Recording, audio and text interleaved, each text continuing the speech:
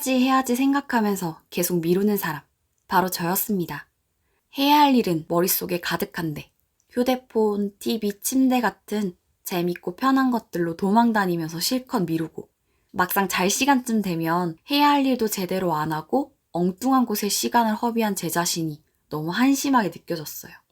이거 해야지 저거 해야지 머릿속에 계획은 잔뜩 세웠으면서 실천을 하지 않으니까 제 자신이 이해 안 되고 마음에 안 들기도 했고요. 그게 반복되다 보니까 마치 굴레에 빠지는 것처럼 점점 더 헤어나오기 힘들어졌어요. 어제도 미뤘는데 오늘도 미룬다고 뭐 어때? 싶었으니까요. 오히려 미루는 게 반복될수록 그게 저한테 일반적인 일처럼 마치 정상처럼 느껴지더라고요. 그렇지만 결국 나 스스로와 한 약속을 지키지 않는 내 모습을 반복해서 지켜보고 있는 셈이잖아요. 나를 한심하게 여기고 마음에 안 들어 하는 일이 반복될수록 자존감도 점점 떨어지는 게 느껴졌습니다. 그렇게 한참 시간을 보내고 나서야 계속 이래서는 안 되겠다. 그런 결심이 서더라고요. 그래서 대체 왜 계속 미루는 건지 근본적인 이유를 곰곰이 생각해 보기 시작했습니다. 그랬더니 제 마음속에서 이런 생각들을 발견했어요. 잘 못하면 어떡하지? 해서 뭐해. 당장 잘하게 되는 것도 아닌데. 이거 하고 나면 그다음 또 이거 해야 될 텐데. 여러분은 이 생각들의 공통점이 뭐라고 생각하시나요? 저는 두려움이라고 생각했어요. 잘 못할까봐 두렵고 해야 할 일들이 너무 커 보여서 시작하기가 두려웠던 거예요. 내가 생각하는 기준만큼 잘하지 못할 것 같아서 실패할까 봐서 시작할 엄두가 안 나서 두려웠던 거죠. 두려움이라는 감정이 나의 행동을 막고 있었다는 걸 알아차리고 나니까 마음이 좀 후련해지는 기분이었어요. 여러분도 그런 경험 있지 않으신가요? 내가 어떤 감정인지 왜 그렇게 느끼는지를 확실하게 알아차렸을 때 그 알아차리는 것만으로 마음이 좀 개운해지는 경험이요. 저도 제 안에서 실패에 대한 두려움, 내 능력에 비해 그 일이 너무 거대해 보여서 느끼는 두려움, 스스로 설정해 놓은 높은 기준, 그런 것들을 알아차리고 나서야 스스로를 한심하게 여기던 굴레에서 벗어날 수 있었습니다. 그리고 내가 너무 잘하려고 그랬구나, 실패하기 싫어서 그랬구나, 그 마음을 인정하고 잘 못해도 돼, 실패해도 돼, 다시 하면 되지, 오늘은 할 수 있는 만큼만 하면 돼. 이렇게 스스로를 다독였어요. 잘 못해도 되고 실패해도 되고 조금만 해도 된다고 생각하니까 두려움이 줄어들면서 하기 싫다는 마음속의 저항도 줄어들더라고요. 그러고 나니 해야 할 일이 있거나 하고 싶은 일이 있을 땐 별로 망설이지 않고 일단 시작하게 되었습니다. 사실 게으름이라는 단어에는 부정적인 의미가 포함되어 있어서 정신의학이나 심리학에서는 대신 지연행동이라는 용어를 사용하는데요. 자신의 지연행동 때문에 고민이시라면 왜 지연행동이 일어나는지, 그러니까 내가 왜 미루고 싶은지에 대해 먼저 곰곰이 생각해 보시는 게 중요해요. 왜 미루는지, 그 원인에 따라서 적절한 해결 방법이 다를 수 있기 때문이죠. 저 같은 경우는 두려움이었는데요. 여러분들의 마음속에 있는 생각, 그게 두려움일 수도 있고 불안일 수도 있고 완벽주의일 수도 있겠죠. 그 원인을 알아차리고 내 마음의 저항을 해소할 수 있도록 스스로를 격려하는 것이 제일 우선되어야 합니다. 그런데 그런 마음속의 저항을 알아차리고 나서도 이미 미루는 게 습관이 되어서 시작할 엄두가 안 나고 어떻게 시작해야 할지 모르겠다 싶을 수 있어요. 해서 뭐 하나 싶고 아무것도 하고 싶지 않다는 무기력함을 계속 느낄 수도 있고요. 그럼 그럴 때 도움이 되는 꿀팁들을 이제 알려드릴게요. 첫 번째는 할 일 쪼개기입니다. 해야 할 일이 너무 어려워 보이거나 복잡해 보여서 시작할 엄두가 안 나서 미루는 경우에 이 방법이 특히 도움이 되는데요. 거대해 보이는 큰 덩어리의 일을 작은 일로 쪼개어서 지금 바로 시작할 수 있는 간단한 일로 만드는 거예요. 저의 경우엔 영상 편집하기를 떠올리면 녹음하기, 적당한 영상 소스 찾기, 자막 넣기, 설명 쓰기 같은 여러 가지 일들이 한꺼번에 떠오르면서 일의 덩어리가 굉장히 크게 느껴질 때가 있어요. 그렇게 생각하면 해야 할 일들이 주마등처럼 머릿속을 스쳐가면서 시작도 하기 전에 하기 싫다는 저항감부터 딱 들거든요. 그러면 노트북 들고 옷방으로 이동하기만 생각하고 실천합니다. 왜냐면 전 옷방에서 녹음을 하거든요. 그럼 저절로 영상 편집의 첫 단계인 녹음을 하게 돼요.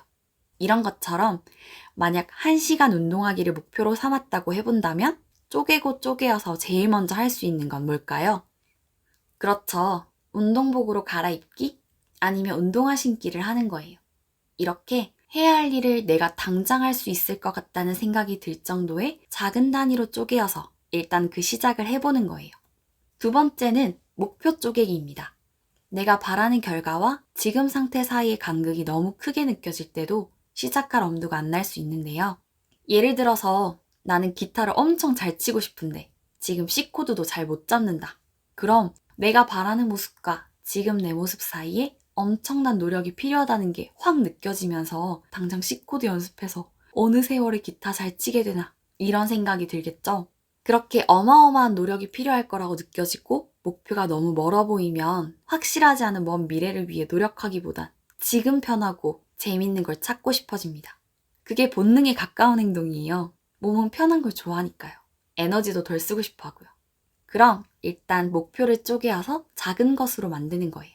기타 엄청 잘 치기 대신 C코드가 들어간 노래 한 곡을 멋지게 연주하기를 목표로 삼는 거죠. 기타를 엄청 잘 치는 나는 멀어 보이지만 노래 한 곡을 연주할 수 있는 나는 생각보다 할만해 보이는 가까운 목표잖아요. 천리길도 한 걸음부터라는 말이 있듯이 어디든 가려면 결국 한 걸음을 떼어야 해요. 그렇게 목표를 쪼개어서 도달하기에 가까운 목표를 설정해 보면 시작하는 부담도 줄어들고 행동을 하다 보면 원래의 목표에도 조금씩 가까워질 수 있어요. 세 번째는 일단 시작하는 자신을 칭찬하고 작은 성공 경험 갖기입니다. 완벽주의 성향이 있거나 나 스스로에게 기대하는 기준이 높다면 하고 싶다는 마음이 있어도 시작하기가 어렵습니다. 너무 잘하고 싶어서 실패하기 싫어서 그래요. 저도 딱 그랬고요. 그럴 때 이 세 번째 방법이 저한테 도움이 되었는데요. 잘하지 못해도 괜찮아. 하기 싫으면 그만해도 돼. 일단 시작을 했네. 너무 대단하다. 스스로를 대견하게 생각해주고 칭찬해주는 거예요. 우리 보통 다른 사람한테 칭찬받고 인정받으려고 노력하잖아요. 그런데 다른 사람한테 칭찬받으려고 애쓰는 대신 내가 나에게 칭찬을 해주는 거예요. 그럼 애쓰지 않고도 바로 칭찬받을 수 있고 언제 어느 때나 내가 원할 때 칭찬받을 수 있어서 기분 좋은 느낌이 들 거예요. 처음엔 어색하다고 느낄 수 있지만 진짜 든든한 내 편이 생기는 느낌이니까 꼭 시도해 보셨으면 좋겠어요. 유튜브에서 셀트리온의 서정진 회장님 강의를 본 적이 있는데요. 관뚜껑 닫기 전까지는 실패를 실패라고 할 수 없다고 하시더라고요. 그 말을 듣고 실패에 대해서 다시 생각해 보게 됐어요. 실패하고 거기서 그만두면 실패라고 할 수도 있겠지만 그 뒤에 멈추지 않고 해낸 뒤에 돌아보면 실패로 보였던 것도 그냥 성장하고 성공하는 과정 중 하나일 뿐이잖아요. 실패하지 않으려고 완벽하려고 미루다 보면 결국 시작도 하지 못하게 돼요. 그럼 마음은 잘하고 싶어서 그런 건데 마음과는 전혀 다른 결과가 일어나요. 잘 못하더라도 괜찮다. 일단 시작하는 것 자체가 대단한 거다. 스스로를 다독여주세요. 그리고 행동하지 않고 생각만 하다 보면 오히려 하기 싫다는 생각이 들고 그 하기 싫다는 의식이 내 행동을 방해할 수 있어요. 당장 행동하기 어렵다면 뭘 해야 하는지, 그래서 뭘 할 건지 쓰기라도 시작해보세요. 그리고 아주 작게 쪼갠 첫 번째 할 일을 일단 시작하는 거예요. 그 첫 번째 할 일을 해낸 것만으로 이미 여러분은 미루지 않고 뭔가를 해낸 거예요. 작은 것일지라도 성공 경험을 갖는 것은 내 마음에 큰 힘이 되어줍니다. 그렇게 스스로를 칭찬해주면서 작은 것들을 성공하는 경험을 해보세요. 그리고 잘하고 싶다면 그 행동하기를 반복하면 됩니다. 행동의 힘을 믿어보세요. 네 번째는 환경 이용하기입니다.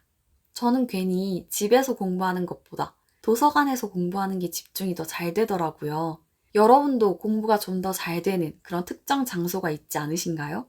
저는 도서관에 가면 공부하고 있는 사람들이 많으니까 그 분위기 때문에 더 집중하게 되는 것 같아요. 그래서 저는 뭔가 집중해서 공부하고 싶다 할 때는 일단 도서관에 가요. 그럼 그 환경에 따라 제가 맞춰서 행동을 하더라고요. 그런 것처럼 환경을 이용해 보는 거예요. 쉽게 잠들지 못하는 사람들에게 잠이 안 올 때 억지로 침대에 누워있기보다는 잠이 올 때만 침대에 눕고 침대에서는 자는 행동만 하라고 조언하는 것을 어디선가 들은 적이 있는데요. 이것도 환경과 행동을 연결하는 경우라고 볼 수 있겠죠. 이렇게 내가 이 공간에서는 책을 읽겠다. 이 자리에서는 글을 쓰겠다. 이런 식으로 공간을 분리해서 환경과 행동이 연결되게끔 할 수 있고요.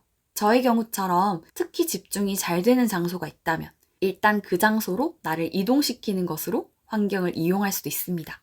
또 주변 사람들에게 공언을 함으로써 내가 그 말을 지킬 수밖에 없도록 행동할 수밖에 없도록 주변 환경을 구성할 수도 있습니다.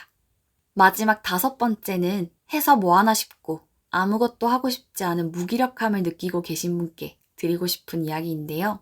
무기력함 충분히 느끼기입니다. 무기력할 때는 정말 아무것도 도움이 안 되는 것 같아요.